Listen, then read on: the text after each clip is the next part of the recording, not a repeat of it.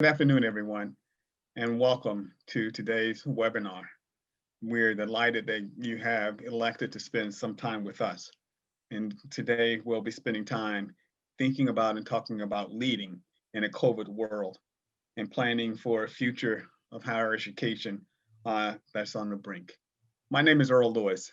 I serve as the Thomas C. Holt Distinguished University Professor of History, Afro-American and African Studies at the University of Michigan, as well as the director of the Center for Social Solutions. The University of Michigan and our partners at the New School University bring you this Academic Leadership Institute webinar. The ALI, the Academic Leadership, is a new initiative created by these two institutions in partnership with others to begin to think about how to produce the next generation of talent for American higher education. Our concern is not only providing individuals with the technical skills that are needed to succeed in jobs as deans, provosts, and presidents and chancellors, but also helping them to understand what it means to lead in a world where diversity, equity, and inclusion are important, where networks are essential, and where new ways of actually dealing with the challenges of higher education are considered and confronted. Today, we bring you this webinar as a way to begin really introducing all of you to the ALI format and concept, but also to begin to sort of fill in the gaps that we think that are out there when we look at the needs for American higher education. Joining me on the panel today are three delightful colleagues, and then a fourth who will be our questioner and curator later on. Let me introduce them in turn. Inabong Anna Branch is the Senior Vice President for Equity at Rutgers University. Before joining Rutgers, she was the Associate Chancellor for Equity and Inclusion and the Chief Diversity Officer and a Professor of Sociology at the University of Massachusetts at Amherst. Professor Branch, who's also a sociologist, is the author of several works, including her new co-authored book, Black in America, The Paradox of the Color Line, as well as Opportunity Denied. She's a graduate of Howard University and has graduate degrees from the University at Albany.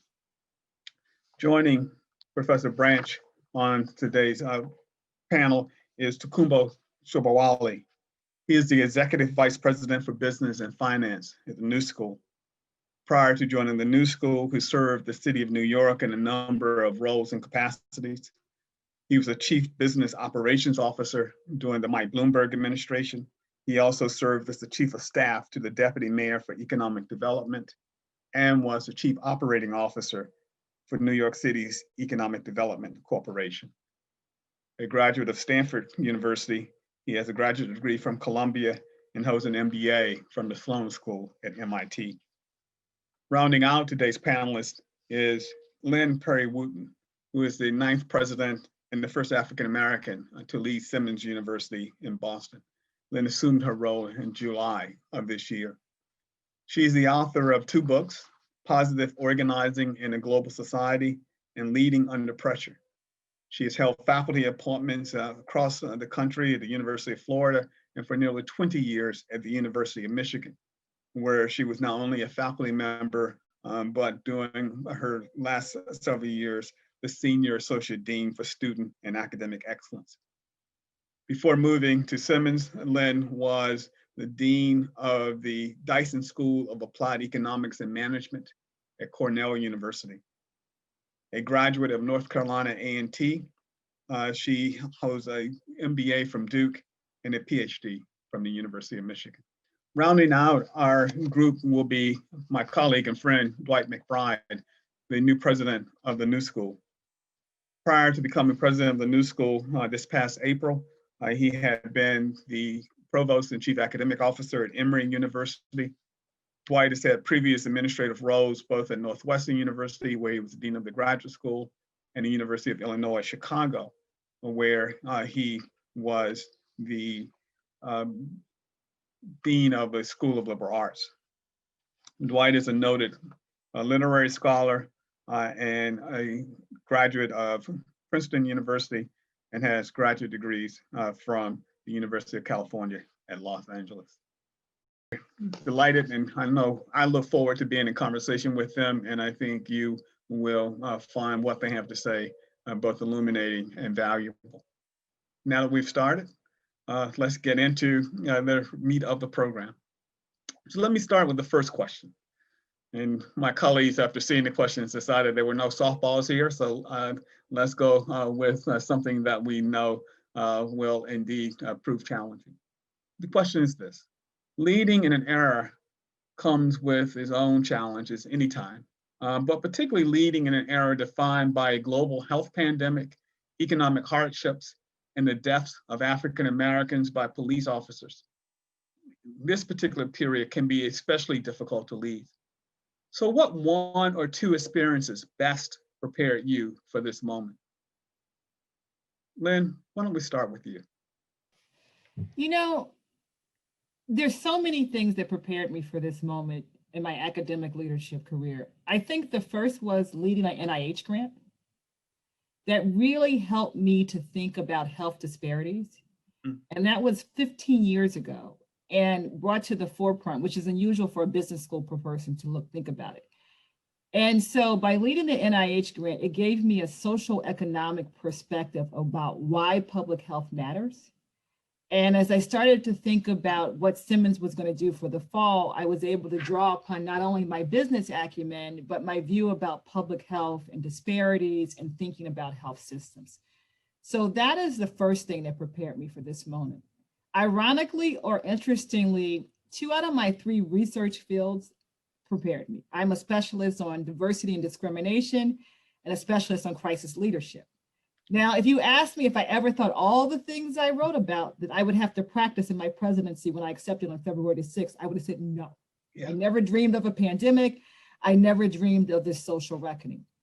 But what I've learned, and my colleague is the Dean of Wharton School, what we've learned for 25 years of doing this research is to lead in a crisis requires you to communicate. It requires you to constantly assess your stakeholders and understand different stakeholders and what they need. But the big thing that our research taught us is real-time learning. So when Simmons was trying to decide to open or not in the fall, we engaged in lots of teamwork, lots of learning, lots of scenario planning, getting feedback and communicating, and that really paid off. So you take the economic hardship, you take a global pandemic, and then the social reckoning. And the only thing I can say that prepared me for the social reckoning is that knowing that, that a day was coming, that it was going to be our time, and how to deal with students who were upset and a community that was upset, and to say, what is the university's role? So the societal perspective. And what we've been thinking about in Simmons in my own leadership journey, what prepared me is that, how do you make sense of this? How do you get people to feel comfortable about racism and the other isms? And then how do universities own it and move forward? And that's, I think, my lived experience has prepared me for that, in addition to my research role. Thank you. Tokumbo, you want to jump in? Sure, thank you. Hopefully I won't have to follow President Wooten every time. It's going to be hard to follow that. But I think, first, I think it has to be said, repeating what she said, there's really nothing which fully adequately prepares us for this. I mean, it's been 50 years since the real unrest of the civil rights era, 90 years since the Great Depression, a century since we had a global pandemic. So none of us have lived through all those at once, right? It just hasn't happened. So I think we have to just acknowledge, and it's important as leaders that we acknowledge that this is unprecedented, right? And that it's challenging, and we as leader, we show our humanity, right? That we are also challenged in this, and that we're gonna get it wrong in some way, right? We can do the best that we can, but I think it's important to say that this is not something that anyone has ever dealt with. And so we have to, I think, show a little vulnerability in that, right? And also ask for a bit of permission that there is no right or good or perfect answer to all of this, right? But then I think, having said that, we do have to draw upon our experience, as President Wooten said. And I think for me, the big experience was 2008. At that point, I worked in the city of New York, and it was, at that point, again, the worst thing that that we'd ever been through, and tremendous job losses and dislocation and uncertainty in the sense that this was, we wouldn't recover, right? This was something that was insurmountable. And so we did the scenario planning that she alluded to, and the cuts and the belt tightening that we went through. But I think for me, one of the important things out of that experience was really looking ahead and the positive side of the ledger. And we did a lot of work then to think about how we could transform and reshape the New York City economy. And so there's a lot of negative and a lot of things you have to do, but I think even in these dark moments, we have to look ahead and say, where's the silver lining? And where can we, at the same time that we are tightening our belts and doing really difficult things, continuing to entertain the positive and the opportunity in all this? And I think that's something that we've been trying to do at the university. It's hard in the moment of real pain, but to think about how can we move forward to a new way? And then in the city, that was actually thinking about the importance of higher education for the future of the city's economy and the global economy, and how could we support that in New York City? And I think there are analogs here where we have to, as institutions, think about the centrality of our role in our world, in our economy, in our culture, to really be leaders for the change that we need. And then I think the second thing, to echo President Wooten, I think we also have to draw upon our personal experience. And so for me, it was the loss of one of my brothers at a very young age, and unfortunate circumstances that were not good. But I think now, being in a position of power and relative authority and privilege, it's important to remember the vulnerability of all the people we are leading in our communities. And I think to tap into that ourselves and to be able to realize where people are and how vulnerable and how raw it is by thinking about our own experiences in that regard, because this is really tough. And I think if we don't acknowledge the humanity of the moment, it's really hard to be true leaders. I appreciate that. Thank you. Anna, please. Thanks. And so I'm going to go with Tokumbo. I hope to not come after or follow both of them. Brilliant answers. So one experience several years ago now, when I first took on my leadership role at UMass Amherst, we were preparing to launch a campus climate survey. And it was in the kind of the heat of the 2016 election. And couldn't imagine a worse time to ask or to lead a climate survey. And so that survey launched 1 week after the election. And if you remember what 2016 was like, at that moment in time, I think most people thought it was pretty bad and unlikely to get worse. And hindsight now, in many ways, we've escalated dramatically since 2016, but the decision then that my chancellor made, Tokumbo Shobowale, was, yeah, it's a bad time. Yeah, it's going to be hard. This is the baseline. And I think the courage of leaders to choose to be public and transparent, even when there may be risk associated with that choice, to think about there's never a good time. Like I tell people, to take up the issue of equity, to think about issues of diversity. There's never a, well, everything is going to be calm, and in that moment we can get a clear picture. And so in this moment, when we've got so many competing challenges, it's really easy to think, well, we can wait on the equity and the diversity question. And so that the lesson of that moment for me is that issues of diversity, equity, and those challenges the moment presents is that there's not problems to be fixed, right? But there are tensions to be managed. So how do you deal with the tensions, right? As they are, as opposed to thinking there's some ideal time in the future in which all of those tensions won't exist. So that's the really big kind of formative leadership moment. And then the second is related more to my scholarship. I'm a sociologist who studies inequality. It's historical and contemporary racial inequality. And one of the things I'm struck by, and I was saying to someone the other day, that in moments like this one, where everything that we took for granted in this moment seems to be up for question, we have to remember how inconsistent our history was. We can take a novel gaze of history in which progress was linear, and progress has never been linear. And the struggle has always been immense and circuitous. So I just imagine kind of the fight of the Civil War as described in the Juneteenth moment, and learning that you were actually free for years and no one told you. Yeah. And then discovering, oh, that you're free and you're living a Reconstruction moment and it's great, and then Jim Crow. So the experience, the continual experience of kind of the fight and the struggle, and you're finally getting the open door, and then there's the Great Depression. So that experience of struggle, the layering of inequality in the Black experience, I think is grounding for me in this moment. Because it's like, oh, it's all bad. And I'm like, well, it's been really bad before, depending on who you are. Well, thank you. And since you said you didn't want to go last, let me have you go first as a follow-up then. and so I mean, each of you is talking in ways not only about your own sort of professional experience, but also your own self. And one of the questions I think is a clear follow-up, how do you make sure that you offer your full self and not your partial self when you're in these leadership roles? We can all begin to demarcate and bifurcate and separate. How do you find your full self in these jobs? Man, I spoke too soon. so I think both Lynn and Tokumbo spoke this before about vulnerability and being okay with it. Yeah. I think you can't lead without authenticity. That people are looking and reading you in any and every moment. And in the body I'm in, there's always an assessment or read, and even closer look and a desire to critique. The risk of authenticity is actually higher, right? Of being inauthentic is higher, to try to kind of perform and be someone else. And so to lead from a place of genuine care and to be in touch with my why, right? One of the reasons, leadership is hard, and most people said that in different ways.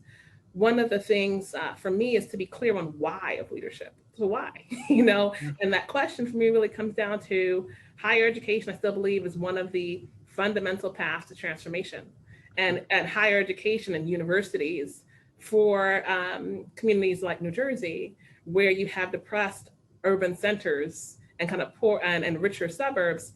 Universities really are these places that can create opportunities if we purposefully use them that way. That why for me is a really big and authentic, I want to do that.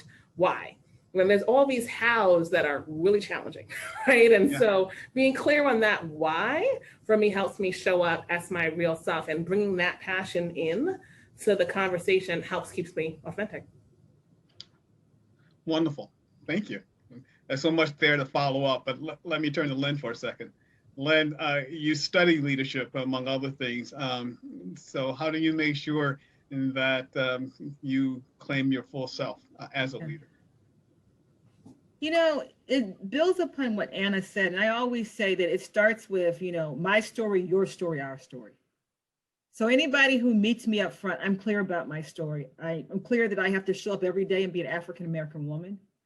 I talk about my calling and how education not only shaped my life, but my parents who were first generation. So everyone at Simmons knows the story about my parents being first gen and what college did for them and then transformed them. I talk about, like Anna said, also the hardship of the burden that you carry being Black in this country. I'm very often talking about this. I remember sitting in one meeting and I had a colleague talk about what it was like to grow up in a developing country and the hardship of it. And I said, you may not think I understand that, but imagine what it's like to grow up in Black in America. And then that colleague took a pause, because sometimes people don't see the lives and the lived experience. Today's a painful day for me. My family's in the Philadelphia area. My father was a clinical social worker. A Black man lost his life because we didn't have a mental health provider there working with the police. And for other reasons too, but those type of things, I show my vulnerability, I tell my story. But in addition, not only do I tell my story and share my values, and everyone at Simmons knows my values about education and community and excellence, I get to know other people's stories. I remember when I was a student at Michigan, a PhD student, and I had someone who had just done a pilgrimage to Mecca. And I had that person share their story, and they said no one else had ever asked them about why they went to Mecca or sharing that story. As African Americans, we're curious about other cultures. We don't have a choice. And so that curiosity to understand other people's stories are a big part of who I am. And then as leaders, and I think all of us on this panel are, it's not only my story and your story, but it's our story. It's what the institution wants to be. I think a lot about John Simmons and his vision for wanting to empower women for independence. I think about who Simmons is now, where our freshman class is 50% women of color and first gen, and the story and experiences I want to create for them. I bring in my many roles too, not only talking about being a Black woman, but one of the reasons why I think I love university life is I've consumed every aspect of it. And now I'm a parent paying tuition. So I know what I want for my tuition. Therefore, I want my colleagues to provide the same thing for all the parents at the universities I work for. Great. Thank you. Tokumbo. I think I agree with everything my colleagues have said. I also think as the kind of the money guy on campus, it's important to be human. And I'll borrow something that one of my colleagues says. I think it's really powerful. Melanie Hart, who's our Senior Vice President for Social Justice and Chief Diversity Officer, has made a point in our leadership team of saying we cannot allow our own humanity to be taken from us.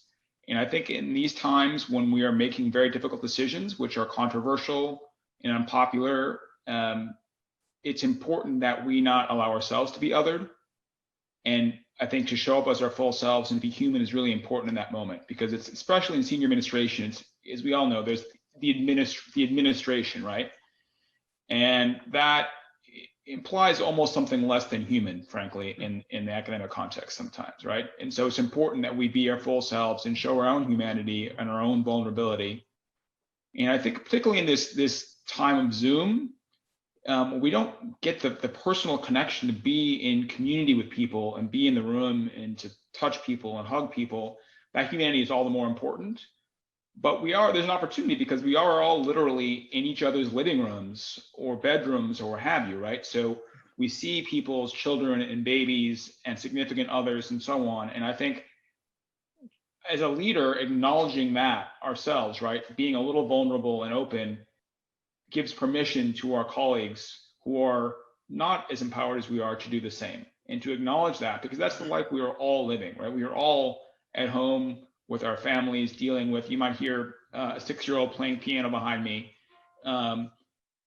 This is the situation we're all dealing with now. And I think as leaders, we can essentially make the space for our colleagues to do the same.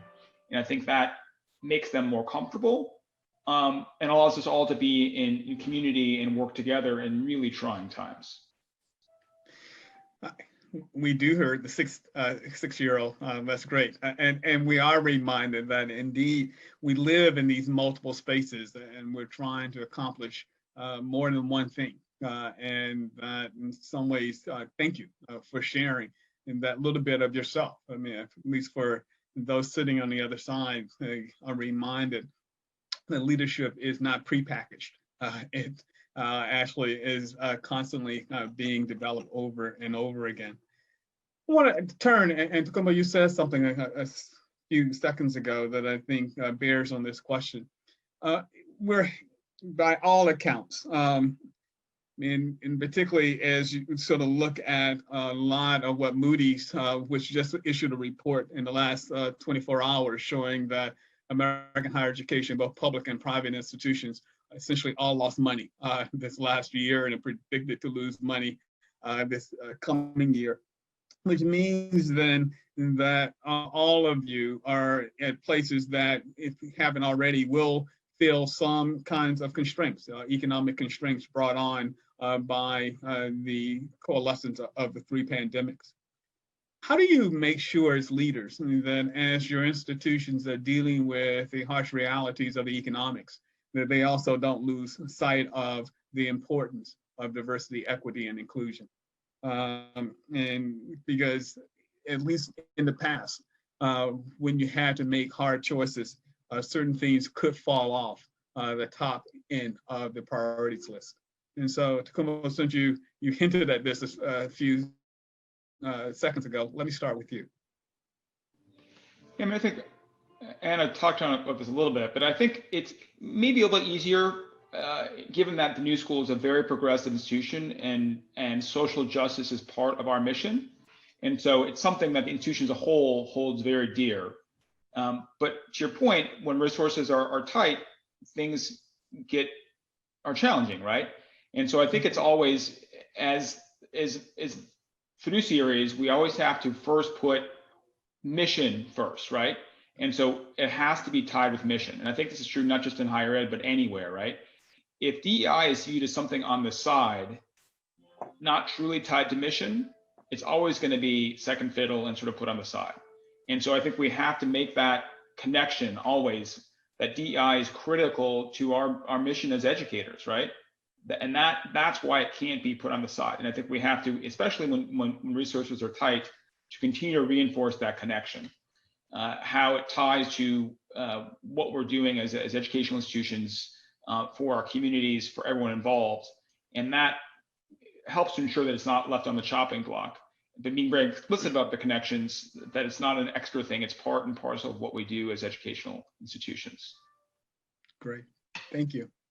Anna, you have the role of being in effect, the Chief Diversity Officer for Rutgers University. So you must feel the pull in both directions at times. Absolutely. Here, I want to start by saying kind of presidents set tones. And in the case of the new school, where it's baked into the mission, you have a leader that embraces it. One of the things I'm grateful for in our new president, Jonathan Holloway, is being really explicit in his early priorities that embracing excellence and the pursuit of excellence by centering diversity is the goal. And again, taking on the presidency, he began on July 1st. And that would have been really easy to say, we've got a lot going on, right? Rutgers made a decision not to open, real financial challenges. And it would have been, easy to not center it in the way that he did. And that priority and that tone set for the top cascades. So one of the things that we did very early on was university equity audit. And the question that was asked was, well, pre-COVID, was there finances? Was there sufficient funding focused on diversity? And the answer universally was no. And so I say that because in this moment, it can set up a kind of false positive, right? That, oh, well, because it's challenging, then we're not putting in the money. Well, even when it wasn't as challenging, we weren't putting in the money. So it's really about where's the priority and how do you set it and what does it mean to go forward? The second piece that I want to say about this, though, it's really, as we think about the Moody and other projections, is about the future of higher ed. So New Jersey is one of those states where K through 12 is already majority Black and brown. And the dynamics are talking about the demographic cliff, the shifting, what it means for higher education throughout the country, right? Places where students literally are not anymore.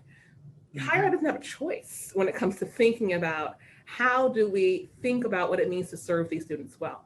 Because these institutions, maybe with the exception of the new school, were not created for the students they serve now. And so we're seeing that in all sorts of ways in the pandemic. Increases in mental health services as things have moved online. And students are like, oh, I can actually access your services now. Yeah. And so it's really not an either or, maybe we'll get to it kind of approach to diversity. But it's more so realizing as our student population shifts, and that shift is well underway, how do we make sure we're serving them well and meeting our mission? Thank you.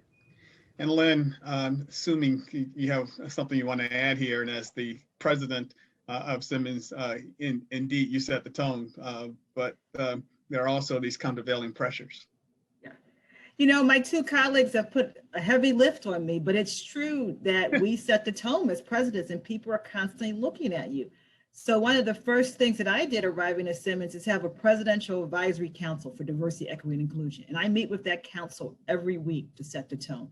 So any message, any speech, anything you see me doing, one, is talking about inclusive excellence and why it's a pathway.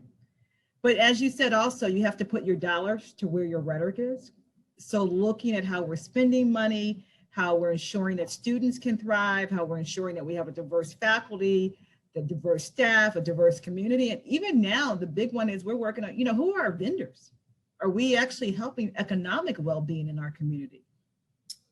And then doing this work means that it has to be in every pocket of the institution. So people will hear me say, okay, we're going to be good and inclusive. We have to be thinking about how are we learning? Does every classroom have a content? For example, our community read is how to be an anti-racist coming up in this way, how not to be, or whatever, how to be anti-racist. We brought in for the fall Dr. Mona from Flint, which was a timely one to look at the Flint water crisis so that our students, faculty, and staff are constantly thinking about this. And it's not only inwards I'm challenging when we're thinking about the DEI work, I'm also asking us, are we good community citizens? How do our students leave Simmons? Because sometimes we want to say, okay, we want our students to get DEI while they're there in social justice. But when they go out into the world, I want them to carry that forward. I want to see a different type of next generation of students. that this is their habit and their way of leading. And like Anna said, we don't have a choice. We have a group of students and even upcoming faculty that are demanding that they have social justice in their curriculum. They're demanding that they have mental health services. They're demanding that we look at diverse sexual orientations, that we have support for students from under-resourced backgrounds. And so the world is changing, and higher ed has had to catch up quickly this year. We probably did 100 years of work in 6 months in higher ed. That's sobering to consider. And given in some ways that at least one or two, if not all three elements of these converging pandemics may be with us, certainly through the spring of 21 into the summer of 21, and perhaps even as late as the fall of 21, that may be a signal that the work that behind us is only a harbinger of the work ahead of us in some ways. And I think, as all of you know, we're doing so in many places with fewer people on the ground than we had 6 months ago, let alone a year ago.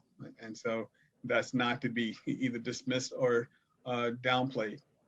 I'm inclined to stay with these questions, but I want to move on to something else. And so, as you all know, I'm a historian and can't miss the sort of changing nature of American opportunity and the shifting opportunity structures and who gets to be a leader at what time. So the Chronicle of Higher Ed and Inside Higher Ed in the last few weeks have made a lot of the fact that there's been a growth in the number of African Americans who've gone on to assume the presidencies. And they've gone on and added to that, not just African Americans, but scholars of color who are now chancellors, presidents, provosts, et cetera, in greater numbers than ever before. And Lynn and I've had this conversation on the side just about and who knew that COVID was coming when you were accepting invitations to these jobs in December of 19 or January of 20. But you almost have to stop and stand back and say, so what does it mean to actually now be in this job at this moment? And so, Lynn, let me kick it back to you as one of the ones who I remember when you agreed to take this position, and I remember what it looked like as we were talking in March, and then again come July, and the world kept changing under you. So, what do you make of both the opportunity and the timing of the opportunity? You know, when you look at the trend and the opportunity, I think it goes back to something that you said, Anna, about their waves. They're waves of up and down and waves of where we receive resilience. And Tokumbo, you talked about the civil rights in the 60s and that being a wave of movement. And so when you look at scholars of color in the academy, there were waves of times that all of us grew up. There was the wave, Earl, kind of when you grew up, and then there was this other wave where you started to see people. President Mcbride is also in the background of those of us who committed to higher education as a career, young in our career, who had diversity of experiences, and who did a lot of service and administrative work. We were often tapped for services. We come from a very kinship-like community service culture. And now you're starting to see these wave of people. I was in graduate school in the 90s who had spent 25 years in the academy, and they have had diverse experiences, usually at all different types of schools, historically Black colleges, predominantly white institutions. And all of a sudden now you're seeing this wave of investments of kind of various civil rights and affirmative action programs and diversity programs. So that's where it is. So how do I make sense of this time when you're leading in a pandemic? It goes back to your earlier question about I have to bring my best self. Mm-hmm. And I have to think about also that it takes a village. None of us can do these jobs alone. And the two things that guide me every day is that one, I know I have a village. I have a village within Simmons, but the whole higher ed community and the corporate community. And I'm doing it for a calling. I'm doing it because I believe that, as we say, universities level the playing field, and my job is to lift as we climb. And even though we're going through these hard times, this triple pandemic, I know I'm not alone. All of my other fellow presidents and people in the panel and the universe are there with me. And at the end of this, every crisis is an opportunity. And when 2022 comes, I think we're going to see a lot of good things. I think the economy, hopefully, Tokumbo, you're going to take care of that. It's going to turn around and we'll be able to afford to pay all our bills.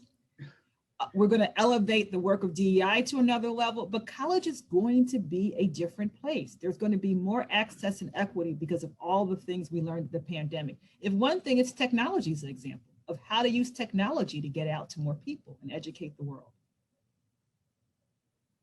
Thanks, Lynn. Tokumbo or Anna, either one of you want to jump in? All right. I mean, I would say working for President McBride has been phenomenal. I think it's about time, is I think what a lot of people would say. And I think to Lynn's point, it's important that the folks who are in these roles have serious administrative chops. This is not a kind of something that happened overnight. As she just said, it's 25 years in the making, right? And so I think it's a natural outcome of something that's been a long time building. And so we're just sort of seeing the fruits of that. I do want to echo though also what she said about it takes a village, because I think, we think about nationally, Obama, and there's a sense, here's this almost messianic figure, right? This is not no one human being. I do agree it comes from the top. It's really important. But I think sometimes there's weighted expectations that can happen, right? And it really is a collective effort. And so I think we do have to recognize that and make sure that we communicate that to the community and all lean in. But I think it's incredibly important. It says a lot. And again, the fact that there's this cadre of professionals who come through 25 years, I think that leads to the next wave, right? And so I'll take another example from a very different area, but the Williams sisters being out there, then that encouraged a whole other set of girls of color to go and say, hey, I can do this, right? And I think it's very important to have that leadership be visible, but then we have to then nurture and support it, both support the folks who are in these roles now, but also then to continue the next wave of this. But again, it's a collective effort. And I think that's really important to point out. The leadership at the top is real, but it's got to be together that we do this. Tokumbo, that's such a good point. There was a young African-American boy yesterday on the Today Show, 6 years old. If you haven't seen him, go to YouTube. And he goes through the alphabet and he sings, you can be an engineer. My daughter pointed out to me, his U says, and you can be a university president.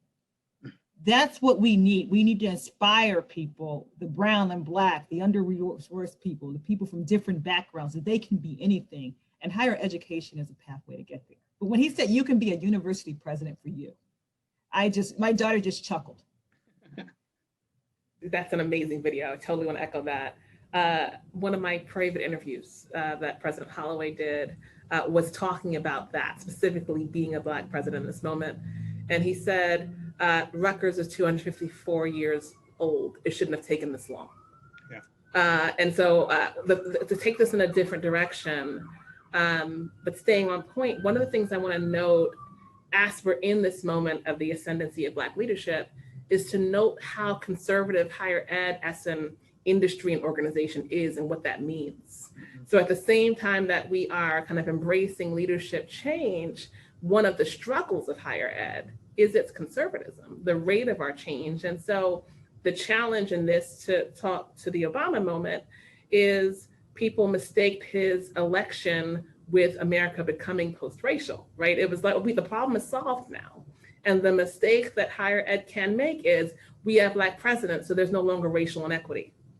No, and so it's a door into push in this moment. And I love the way Lynn envisioned 2022. I'm going to keep that in my mind as the push toward, right? That on the other end of this, we'll have greater access, we'll have greater equity. And that will be because this ascendancy of leadership use their power in service of that mission. I just want to build on that. I think it's really important. And I think that's one thing that's been very clear with President McBride's arrival, is just a different orientation towards access, right? And having, as I think Anna said before, being a first gen and understanding that firsthand, not as something academic, right, but as a personal lived experience. And I think that's something that African American leaders and presidents can bring to the job that someone else, no matter how well intentioned, does not really truly understand in the same way. And already we've seen the experience with that kind of leadership in our president, the impact that it has on the work that we all do. But again, it's not one person, but that sets the tone that we can then all follow and support. That's great. Can you hear me? Okay, good.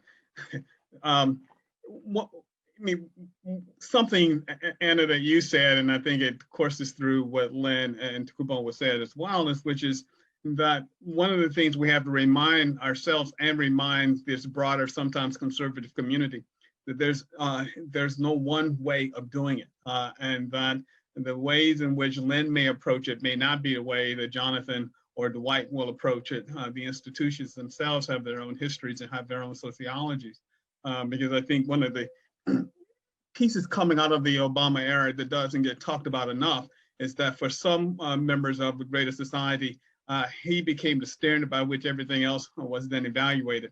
You had to do it the Obama way. And I remember arguing with leaders at various times. No, he's one person in one office, not the same as my office that I was occupying. But there is this way of reducing the role and the place of African-American leaders to a one size fits all, which I think is both dangerous and limiting.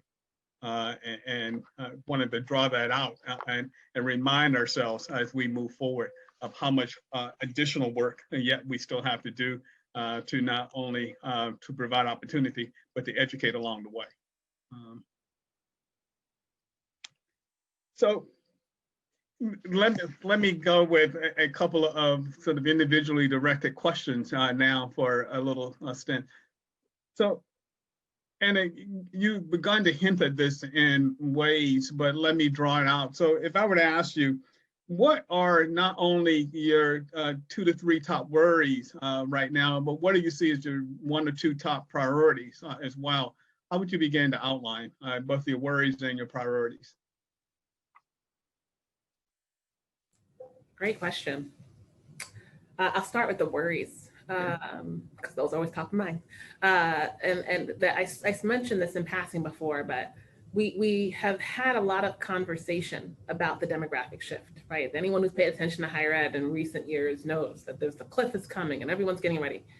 But my worry is when you think about and you look at higher ed's track record on serving students of color, it's not good.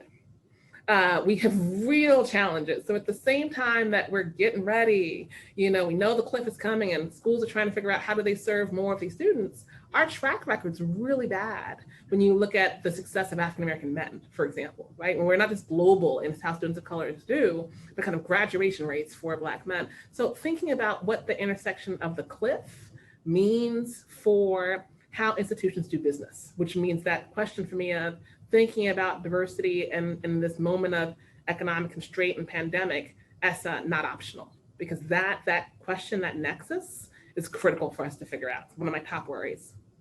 But second, alongside that is about what campus culture and climate looks like and feels like.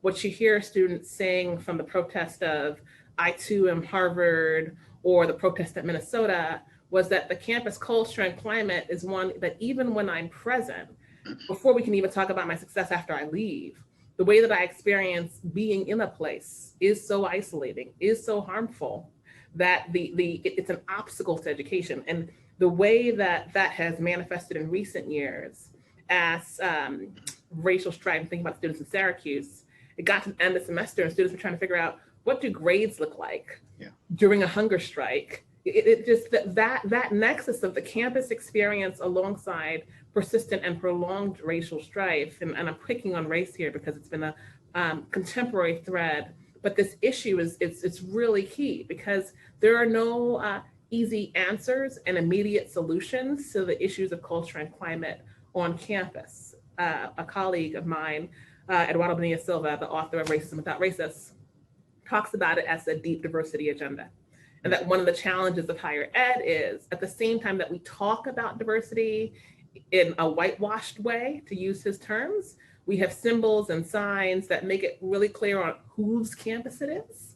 And our traditions have ways of being exclusionary And so these are really big challenges that are sitting right next to each other. And then my last worry relates to a priority of mine, is that the assumption that when we say diversity, it's code for Black and brown only. Mm. And the problem that portends for who sees themselves as in this work. Because if you mean diversity is Black and brown, then that's your work to do, and it's externalizing, right?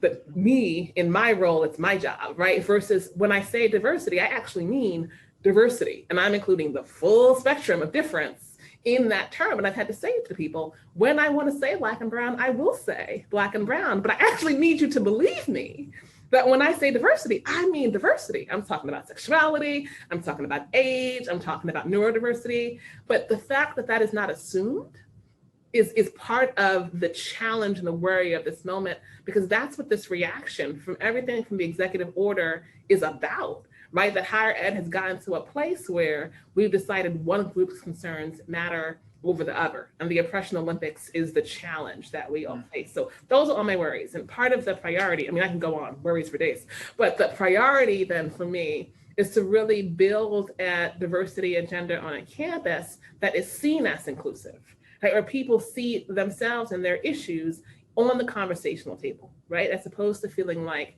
the beginning of a focus on one group doesn't mean another group is erased.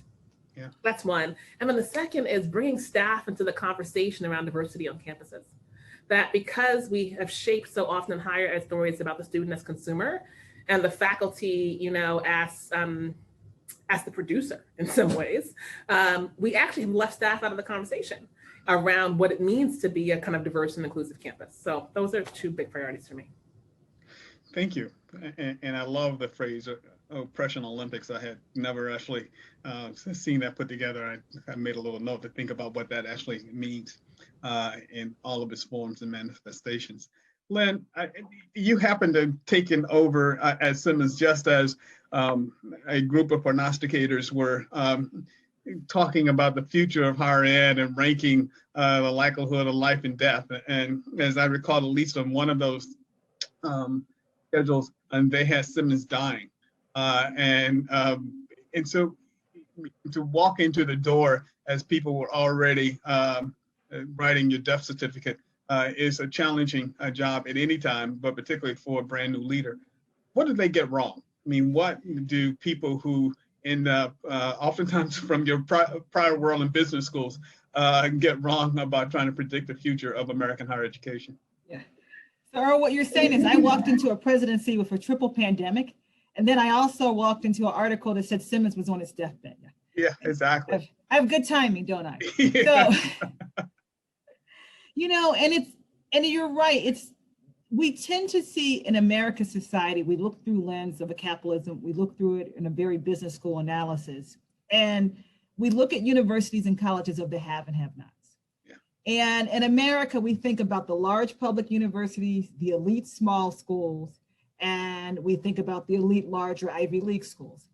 But we often forget the majority of students who get college degrees are not going to the schools that we think about when we think of America. And Simmons has had the ability over its history to demonstrate resilience and grit.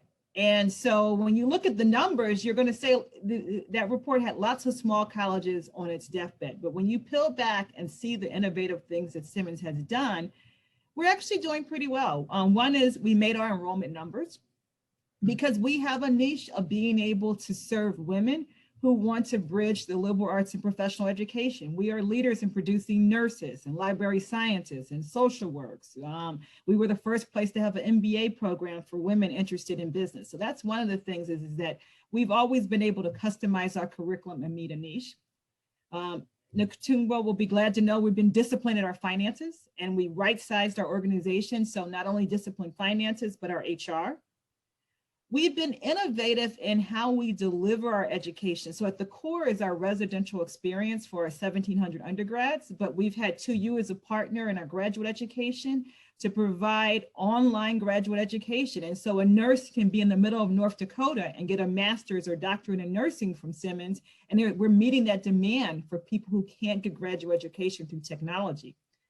Likewise, technology helped us to be efficient and nimble during the pandemic. So we were able to get all of our undergraduate classes and graduate classes online. And working with our 2U partner also, we were able to have a $500,000 grant for people who couldn't afford the technology. The other thing I think we're going to survive is because we have a distinctiveness in the marketplace. We're a small college that not only we're women-centered, we bridge the liberal arts with professional education, but people come to Simmons because we're known for developing leaders, and we're known for helping people pivot in their career and do it in a manner that integrates diversity, equity, inclusion, and social justice into it. And so when you look at Simmons alums and you talk to them, they say that Simmons made a difference. They were a first-gen student or someone that didn't think they were going to go to college because Simmons not only gave them a good education, but it also gave them a voice. So in summary, Earl, my response goes back to what we teach at business school. You have to manage your costs. You have to be strategic about your HR, but you have to have a distinct strategy and deliver on it. And we use technology as a complementary, and that's what we did at Simmons. That's great. And I suspect you'll be around a lot longer than at least one or two of those reports. Tokumbo, I have one question, but I actually want to shift to a different question based on something you said earlier, which is each of you, no doubt, has gotten to the positions you now occupy because you were mentored along the way, and you probably claim a lot of mentors. And talk to me a little bit about your history of receiving mentorship and your ability to actually serve as a mentor. Yeah, I think it's a great question because you say none of us got where we are by ourselves. And I think that's, maybe part of the model through this, it's a national myth of exceptionalism and that, we all kind of self-made and, and I think to suggest that, well, frankly, it isn't true, but I think it also creates a myth that doesn't help lead the way for other people, right? I think everything is a collective effort, and we're all here because of people around us over the years who've helped support us and nurture us. I think people have different models. I think I've had a pretty varied professional career, and so part of it, and it's also my style is maybe a little more eclectic. I think it helps to pull, and because we're each individuals, right? And so there's no person who's going to be exactly like us, but it's about learning different things from different folks. And so over the course of our careers, and finding something that works for us personally, right? Because just wholeheartedly copying someone else isn't going to work because I'm not that person. But I think this is something early on. I was earlier in my career, I was a consultant at McKinsey, and one of the things that was interesting about that, because you, as a consultant, move around so much, and so you're on a project for 3 months or 4 months or what have you. I think one of the things I got from that is that I could learn something from a manager who I was at that moment, but also look around. And the other thing too is frankly, it's not always a superior, right, who is the mentor. I still recall learning, and this is when I was a freshly minted MBA, and I always thought I was hot stuff. And I remember being on a project, and I was with paired with someone who was an analyst, right, who was 2 years out of college, and I learned more from him than probably anyone else I did in my career at McKinsey, because he was really an expert at what he did, and had the time, and really So I think sometimes it takes putting aside my own ego and just learning from anyone and everyone.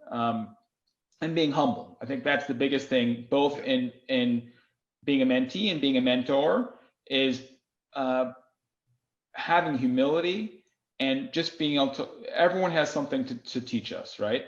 And also, I think it's much easier to help other people when, kind of the earlier part of our conversation, showing our own humanity, and not that I'm some on high bestowing knowledge on you, but I'm connecting to you as a human being, and I'm interested in you and care about you, and how can I help you, right? And I think it's always, easier to receive support and guidance from a place of love. And it may be odd to use that in a professional context, but I think it's important to frame it in that way, because it really is care, right? And recognizing. I think that's the other thing is, as a mentee, really recognizing, because people do it, they don't have to do it. Yeah. And so I think really recognizing and supporting that, and because that's people, we do it because of the humanity, right? And so I think it's important to give that feedback.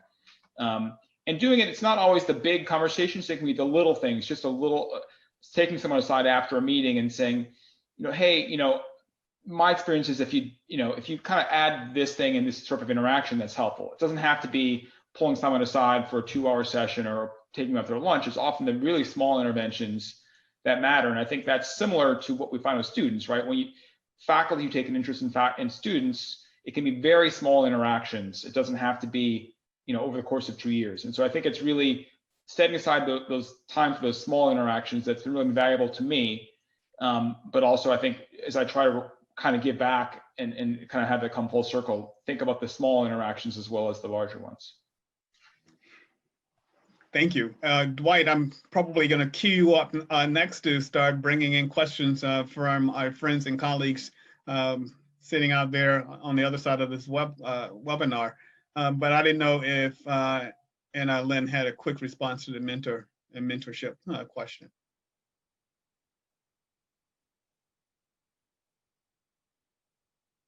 And if not, Lynn, you're still muted.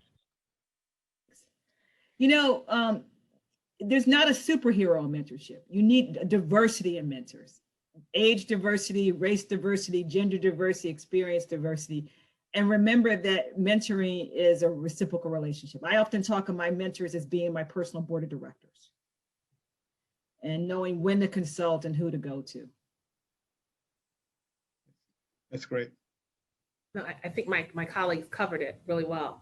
The one piece I would add is coming out of kind of the PhD advisor model. And one of the things I'd often tell my students is that part of dealing with graduate school, and particularly completing a dissertation, is dealing with the anxiety that the PhD produces.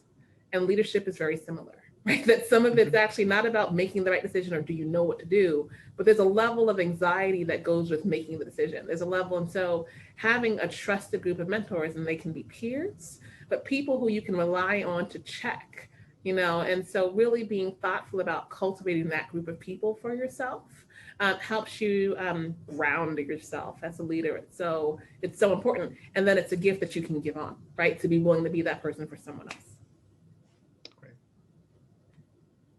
Great, thank you. So Dwight, what do our friends and colleagues, what questions are there for us? Thank you, Earl. And our friends and colleagues have a lot of questions that they're beginning to populate. So I've been sorting through some of them. I'll try and, for those who have given us a question, I'll try and call your name and the institution that you're with so that our panelists also understand a little bit about your context. The first question really comes from Janice Patino Martinez at the University of Miami. And it's a question about how you create an inclusive culture with a hybrid workforce, meaning people who are both on campus, but who are off campus working remotely. How do you continue engagement around these important issues of diversity and inclusion?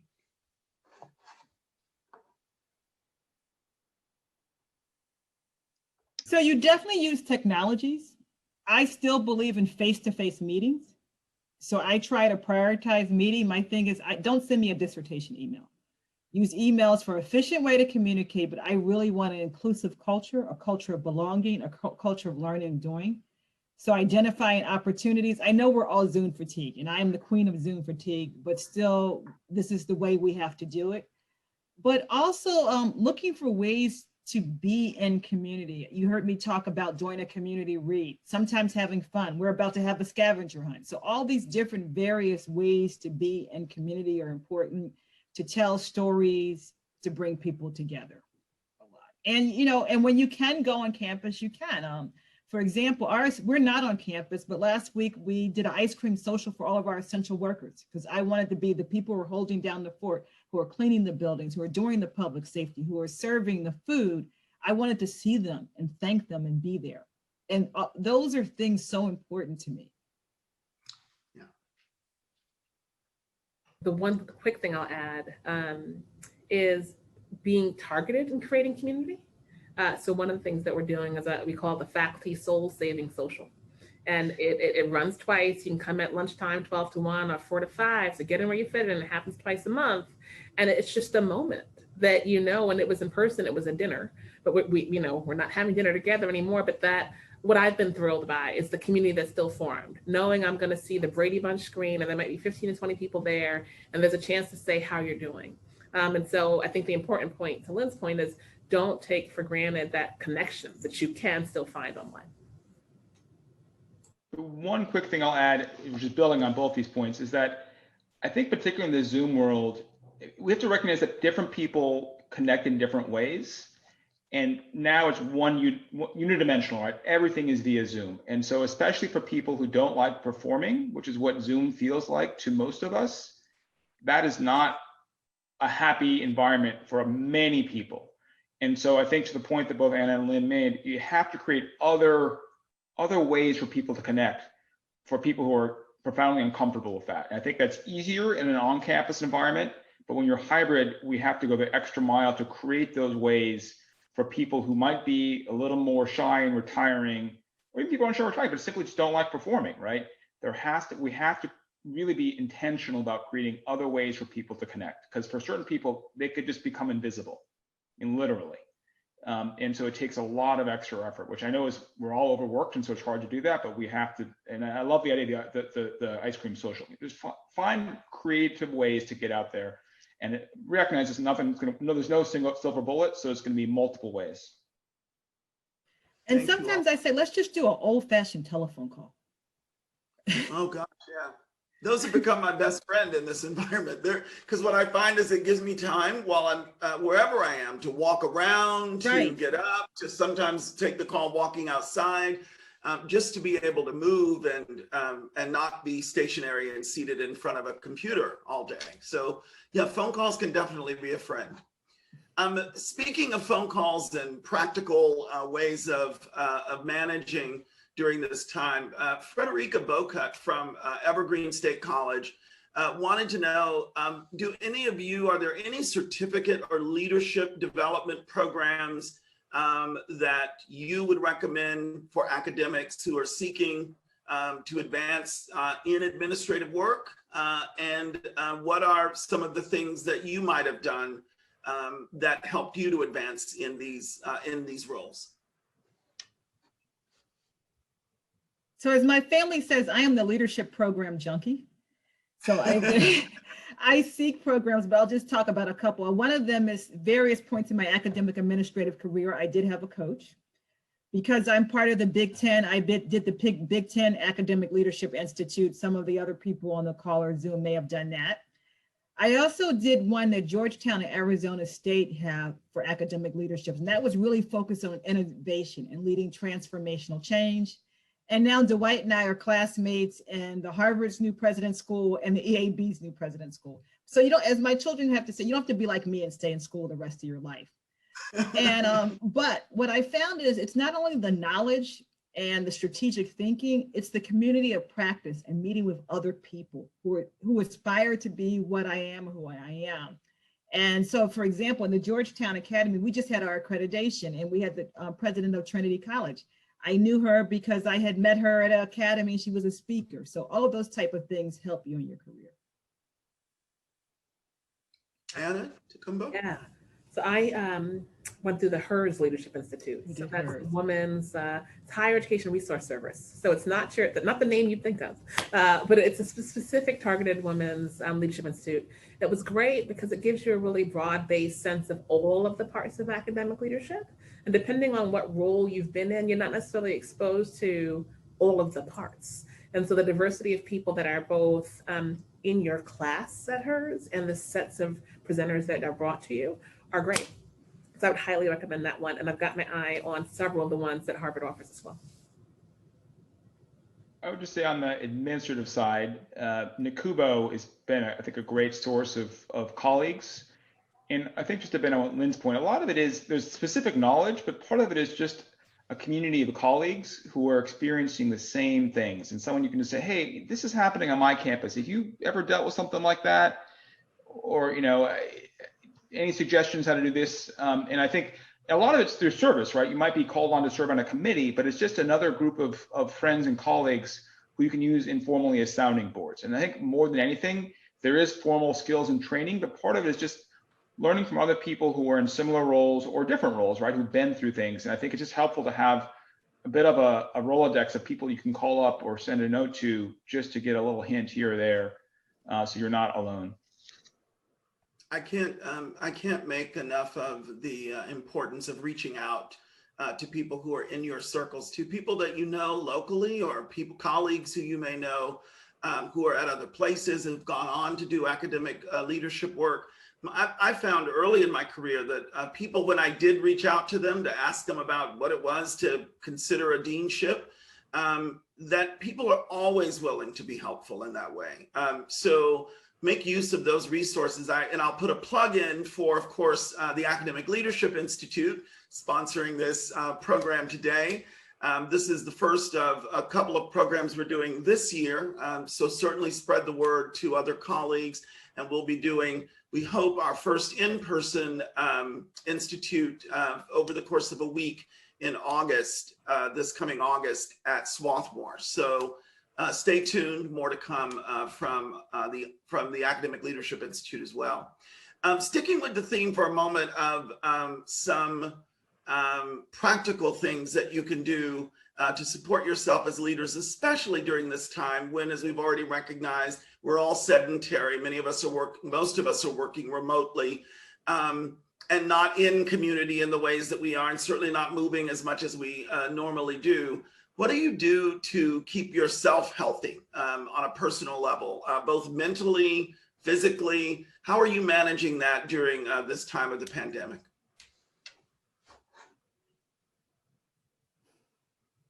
Tokumbo, we'll start with you. It's tough. I mean, it's tough. I mean, it's literally days without leaving the room. And I think part of it has been recognizing that this is not a short-term thing. I think we all start back in March or April with it. Oh, you know, just hunker down a few weeks or maybe a month or two and we'll be through this. And I think that was, for me, was not a good call. I think recognizing that this has to be sustainable. And for us to lead and be supportive of other people, we need to start take care of ourselves. And so I think I've had to be more intentional, particularly for me. Exercise has always been a big part of my life. And I used to, bike to work. And now that we're remote, I'm not doing that. So just carving out time, just as you said earlier, to move.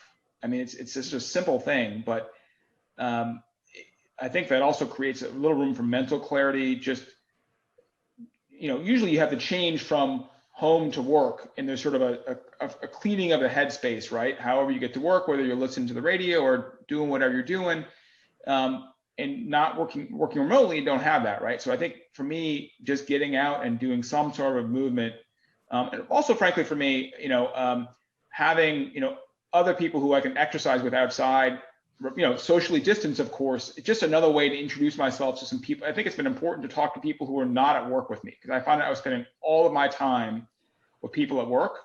And there is just a sense to, and I'm a pretty focused person. I've done, all-nighters for work and so on, but like, if this is months at a time, we need to have some space, I think, to be more in service to our institutions. We need that vacation. And I think everyone said, oh, I can't go to wherever I would normally go for vacation. But vacation is not just a physical movement, it's a mental movement. And so making space for that, I think, has been really important for me to have at least some moments of unplugging from what's really an endless task. Very wise words, and especially about vacation. I'm going to make sure I take advantage of that soon enough too, because I haven't had one yet either. Anna, Lynn? Lynn, go ahead. It goes back to what I said earlier. I've been thinking about, who do I want to be post-pandemic? And therefore, what type of self-care do I need in my personal relationship and for my physical and mental well-being? And so many of you said your exercise. I'm a foodie and fanatical about my diet. So been trying new recipes, cooking, reading food books, thinking about all those healthy things.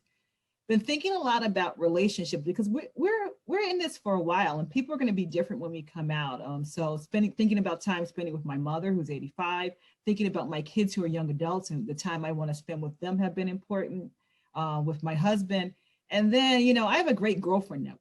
And one of the things we've been doing, we text each other every day, and we get joy through that, because you can't get to see your friends. I had a great social group that I'm missing. You don't get to see anybody anymore. And so I think my girlfriend group has been another way, and reading good books. So I want to echo everything that's been said. And the one of the things that has been really important for my well-being, and I'm adding the who do I want to be post-pandemic Lynn to my list. Like, I love that question as a clarifier. The one thing that's been important to me is the daily quest for joy.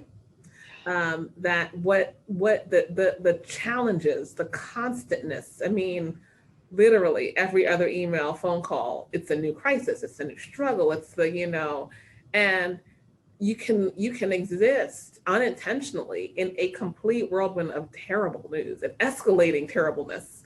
And sometimes I'll say, you know, today the thing that was good was the sky is blue and I'm 6 feet above ground.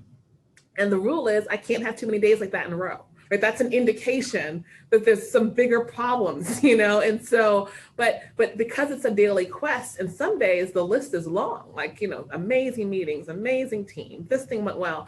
But that daily quest is a reminder that things change, right? That there's movement. Because other than that, it does seem like an endless Zoom call, right? And so that's a really helpful mental strategy for me. And then get away. And, you know, even in this difficult moment, you can. So find it. And so the mountains are a good place to be, where there's low population density. And even if that's not your favorite place, otherwise, there's something to be said for even momentarily changing your scenery and being able to close your computer. Because we are living in screens right now, just time without them is essential. And for those of us on this call, our phones are our second line. And so putting it down, leaving it in one room and going to another and being okay. Those are just really important self-care habits. All very good advice. The next question is one that was really a version of which came from 3 different colleagues. One submitted anonymously, another from Therese Edwards, who's with Teshley Solutions, and one from Du Bois Bowman, who is at University of Michigan.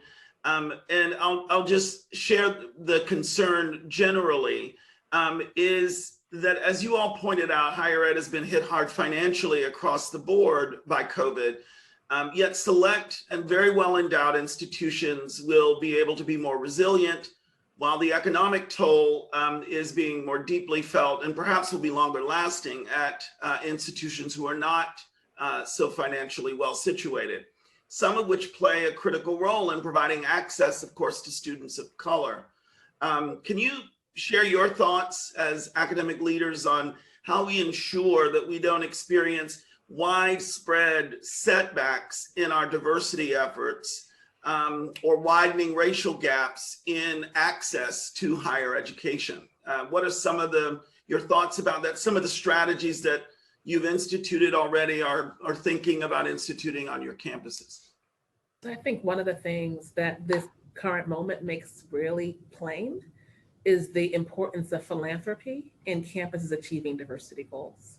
And, you know, it's always been important, but in the case of Rutgers and through a partnership with Mellon, we're preparing to launch Institute for Global Racial Justice, made possible by a $15 million investment led by the president.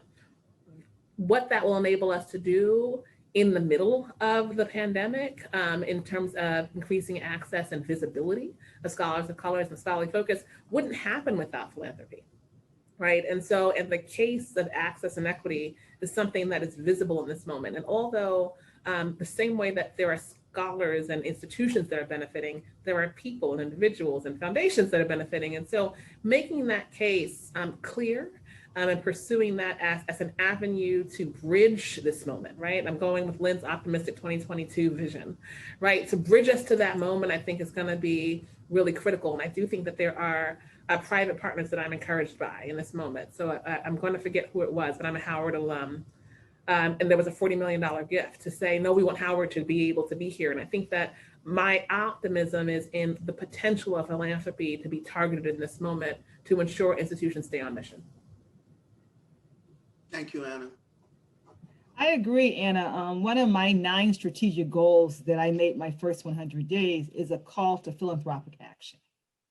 And if all colleges and universities are going to thrive and be good in this DEI space, I've been saying we need the 5 T's, which is what one of my alumni, Paula Sneed, said. We not only need treasurers, and so we not only need you to give money to all the universities, but we need people to give their talent, their time, their ties, their connections, and testimonies about these schools and what they're doing so that we can make sure we're doing the DEI space.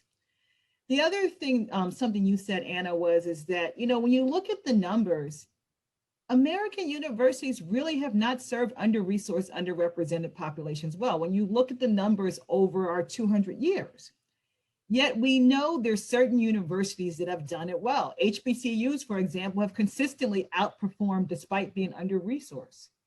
And the question I've been asking is, what can we learn from those universities that you don't see in the news all the time? We know that they had professors that cared about them. They had programs that once, no matter where you went to high school and your zip code, they leveled the playing field so you could succeed it. They made sure you had transformational experiences with the resources they had. And they made sure that you found a job or got into graduate school. And so you're getting a return on your investment. And so those are the things I've been thinking about for universities that during this pandemic period, if we want to be better when 2022 comes here. Lynn, remind us of those 5 T's again. I think those are important. Yep, they are really good. And I'm giving this to Paula Sneed here. It is, okay, it's treasure, your time, your talent, your ties, and your testimony. So wherever I go, my board, my alum, my students, my faculties, I want all your 5 T's is what I've been preaching. Love it, love it.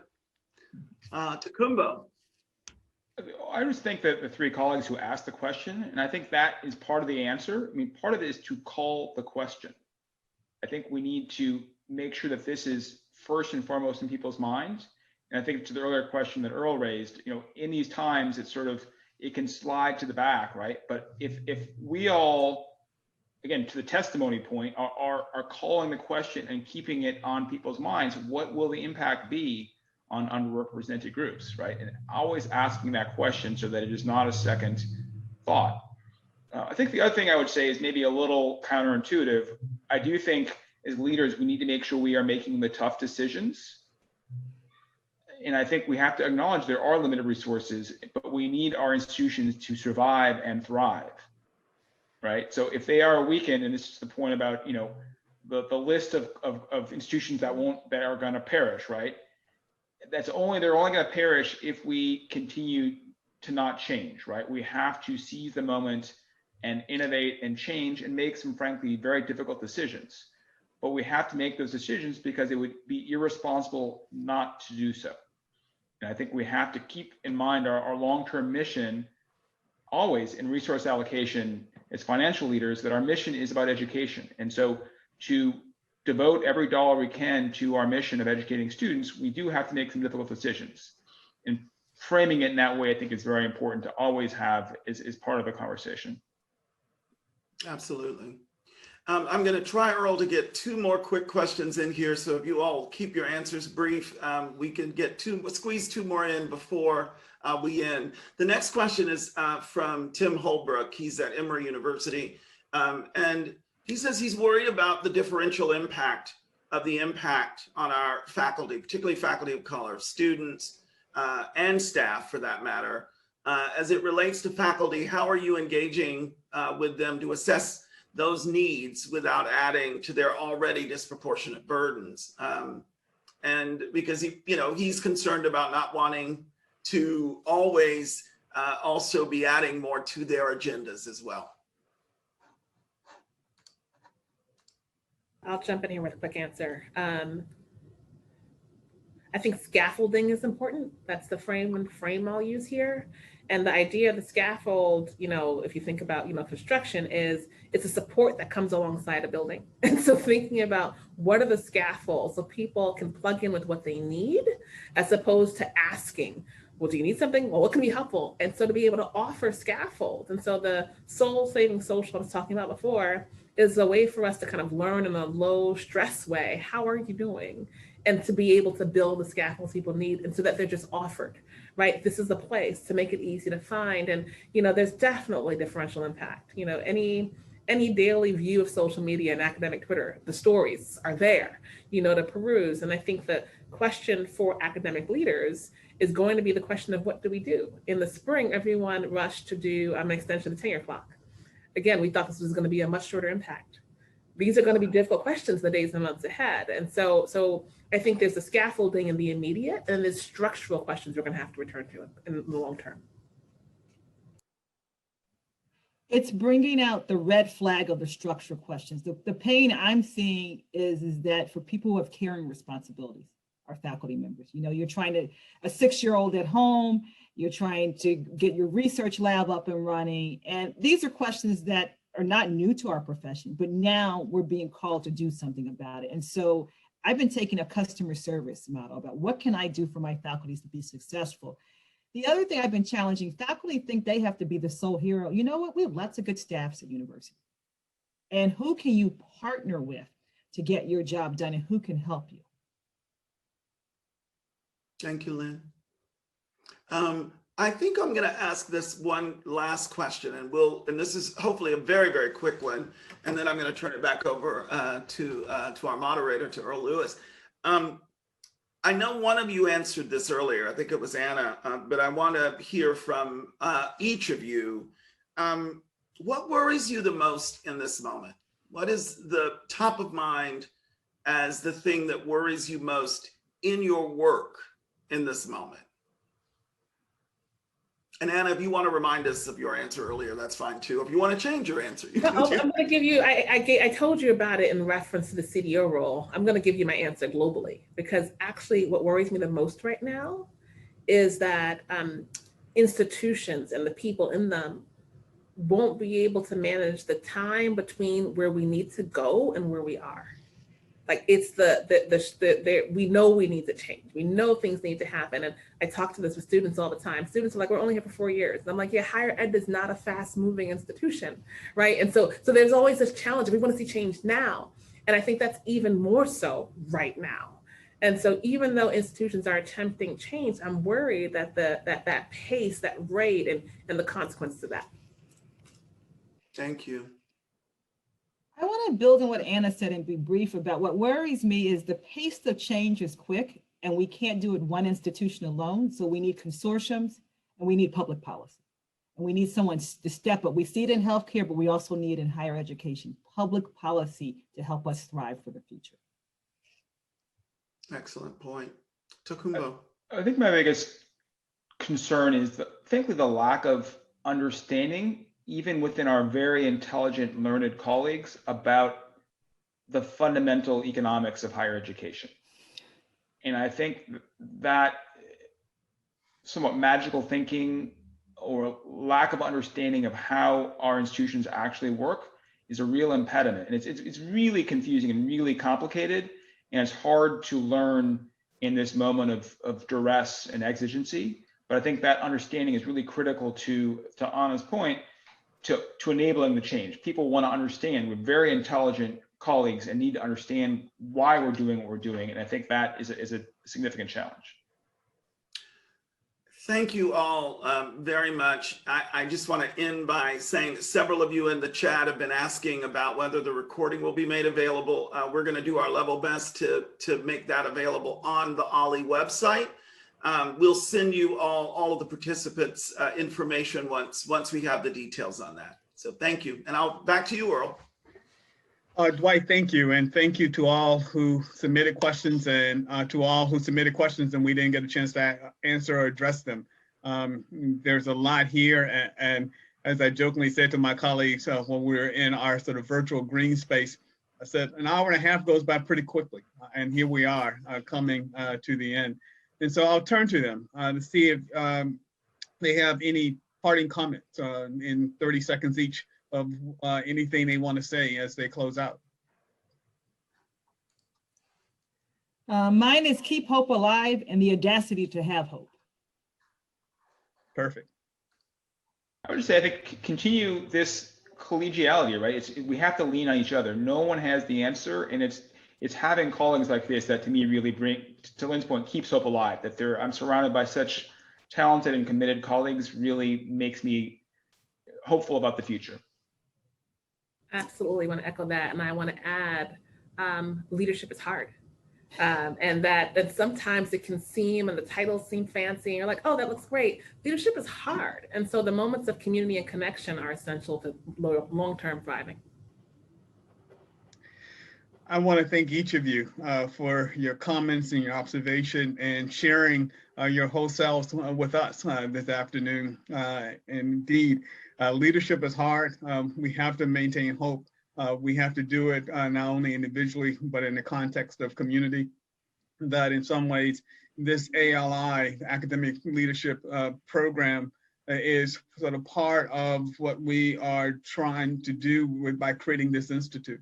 And what Dwight alluded to a few minutes ago, this is the first venture, this webinar. We had hoped to have had the very first residential program this past August, and like every residential program anywhere in North America, it was canceled. We're now projecting to the first week in August of 2021. We have our fingers crossed that will actually happen. But we do know we'll be back to you in the early part of 2021.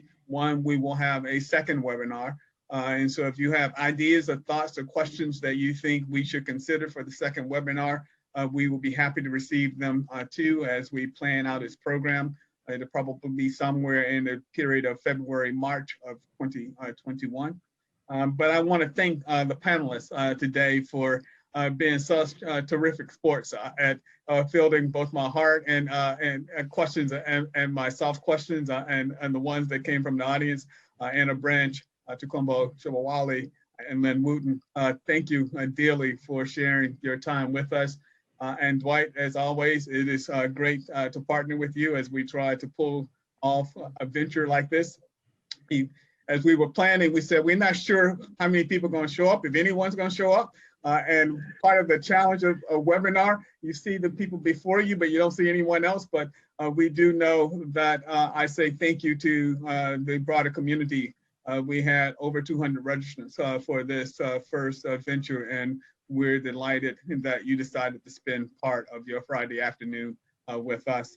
I want to thank also the technicians at the University of Michigan who worked so ably and making sure that we were able to pull off this webinar, and then to our team at both the Center for Social Solutions and the Academic Leadership Institute for their hard work. And so shout outs to all of you. We hope to see you in February, March, and some of you we hope to see in Swarthmore in August of 2021. With that, I say thank you and good evening.